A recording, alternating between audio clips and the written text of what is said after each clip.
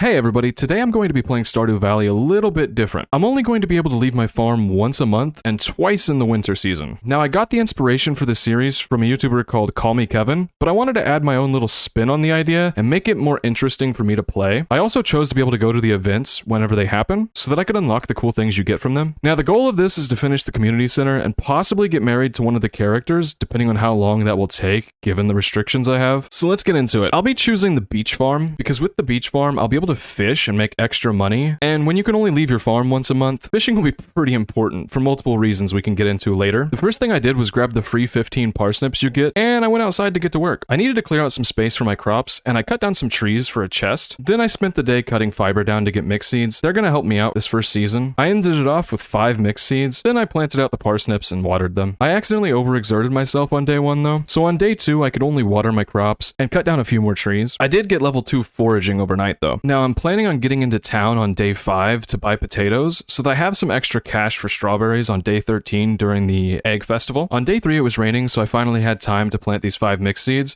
and I cleaned up the farm a bit. While doing that, I got my first geode and a piece of coal. Both of those will be pretty hard to come by in this series, and that's where fishing comes in handy. Treasure chests are going to bring me extra coal and ore throughout the entire series, so it's one of the most important factors. On the 4th day, I checked the weather report to make sure that day 5 was going to be rain-free, so I can open up the community center. Day 5 is going to be the most important day of our season. It's the only day I can move freely around the map. But anyway, I watered my crops and continued clearing out the farm since I really have nothing to do yet. Now, I've already recorded this challenge, which was about 22 hours of gameplay, but I recorded the audio while I was playing, and it was really bad. I ended up having to scrap it, so I'm trying to take everything I learned the first time in order to benefit myself on this one. We've made it to day 5, our biggest day of spring, the only day we can move around. First thing I noticed while walking out of my door, my parsnips finished growing, so I harvested all those and got 100 gold from a mission for doing it. After that, I ran around the map foraging. I needed to find all the forageables for the spring foraging bundle. This is really the only day I have a chance to. After Pierre's store opened up, I bought myself 25 potato seeds. Those should give me a decent amount of money for strawberries at the egg festival. After grabbing the seeds, I needed to get the cutscene from the community center, and I read the book inside so I can talk to the wizard and unlock the bundles in summer. I also got myself a fishing pole. Then I went back to the farm and planted the potatoes and watered them. Then I came up with an idea. This time around, I wanted to spend the day fishing in the river so I could get a few of the fish I need for the river fish bundle. I ended up catching a bream and a sunfish. Not bad, really. And I got level 1 farming and level 1 fishing. On day 6, Clint came to visit me and taught me how to make a furnace. Not like I'm going to be able to get one for a while, but hey. After that, I finally made a scarecrow and a new chest for the fish I'm going to be getting. I then foraged around the map, which by the end of the night netted me level 2 foraging, and then fished for the rest of the day. Day 7, I just fished the entire day. It's really starting to set in that I'm going to be spending every day fishing and stuck on this farm. I did hit level 2 fishing, but I only got 320 gold for days worth of fishing. I forgot how slow fishing is early on. I'm kinda scared thinking about how much fishing I have to do in this challenge. On the 8th day, it's the same old,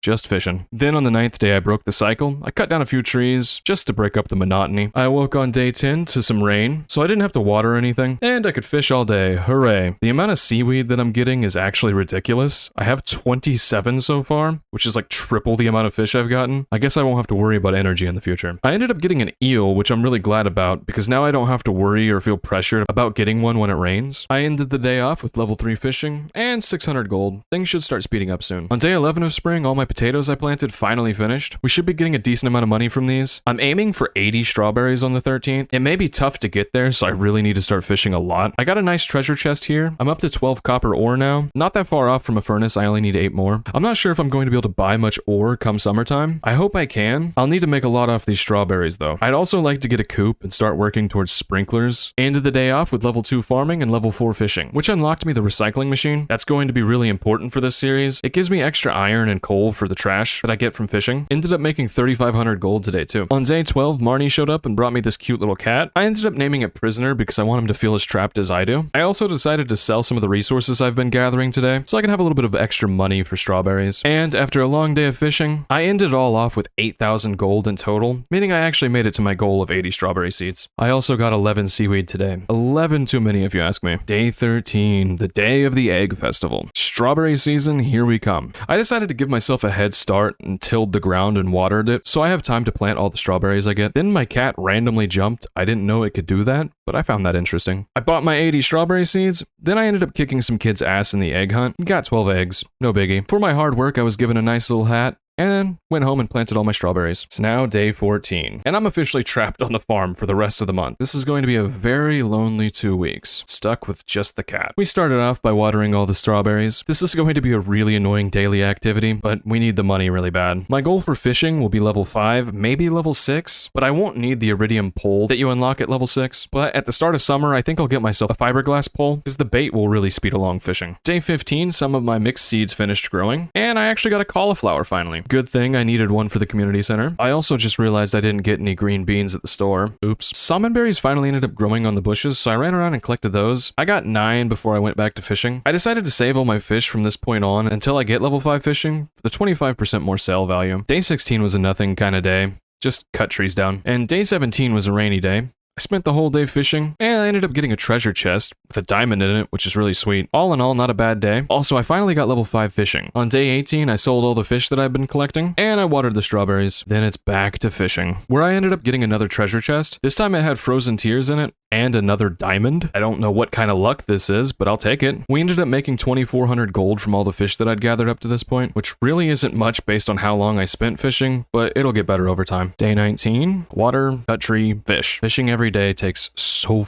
freaking long. Day 20, I wanted to start mining all the stone on my map for geodes and coal. I really need to stock up on coal, but I also plan on breaking these geodes open come summertime. Only 8 days left of the season, we finally hit the home stretch, and I got level 1 mining at the end of the day. Mining levels are really welcome, if I can ever even hit level 10. Day 21, my strawberries were finally done growing. This is our first harvest from them, so I hope we get some good cash. I ended up saving 10 of them for future energy. Then it was time to get back to fishing. I need level 10 fishing as fast as possible for double chance at treasure chests. That'll probably be the most valuable perk for me in this challenge. And by the end of the day, I got level 4 farming, and exactly 10,000 gold, which I found really cool. Day 22 was a boring day, but on a positive note, I only have 2 days left to water these strawberries. Day 23, well, not even 2 days left, since it rained today. Thank God. I'm so tired of watering, it's unreal. There's still another season where I have to water every single day, and it's probably going to be even more than this season. I got 500 gold in the mail today, though, and spent the rest of the day clearing out the farm. Not a bad day. Day 24 was just another day doing the same old stuff. It was the last day I had to water my crops. The 24th was also the day of the flower dance.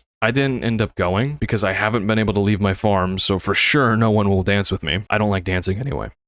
That's stupid. I did end up finding a decent amount of items washed up on my farm though, including a package which contained 5 cherry bombs.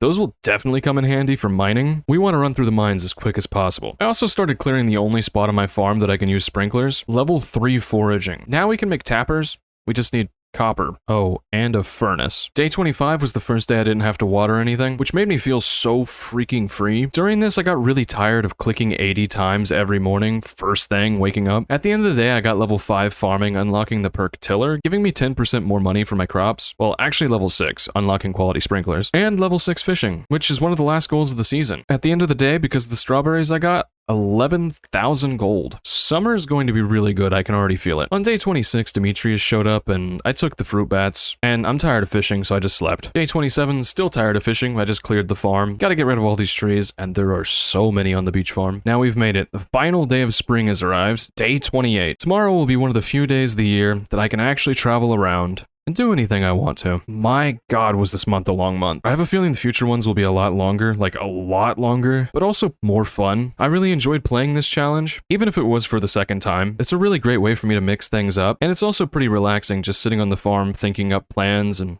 fishing. Even after deleting the footage from my first run, I learned quite a bit from it, and I tried to put it all into this one. But anyway, we made it through spring, and it only took me 3.5 hours of gameplay. Not bad at all. We're going into summer with over 25,000 gold, and that feels really good. Thank you guys for watching. I hope you enjoyed this new little series I have. I thought it would be really fun. I'm working on a lot of different projects at this point, and with having to re-record all of this, it was kind of tough, but I'll be working on the 200 days of Stardew Valley soon. Go ahead and like the video if you enjoyed it, and sub to the channel. By the way, thank you for all the love on the 100 days of Stardew Valley video I made, and I'll see you later.